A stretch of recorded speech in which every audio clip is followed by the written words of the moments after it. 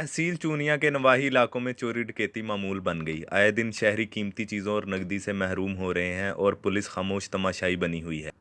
कल रात तहसील चूनिया के इलाका तलवंडी में चोरों ने 5 दुकानों के ताले तोड़कर लाखों रुपए की नकदी और सामान चोरी कर ली, जिसकी वजह से शहरी और इलाका मकीनों में खौफो हरास फैला हुआ है।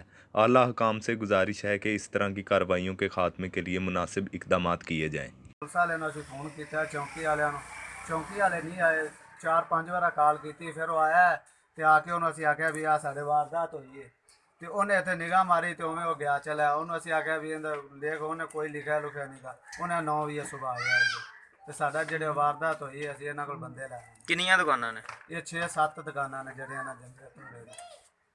6-7 का नुकसान होया? हाँ 6-7 का ही नुकसान होया। 2.5 तो 3 ही दरम्यान नुकसान होया। नुकसान कितना होया तेरा?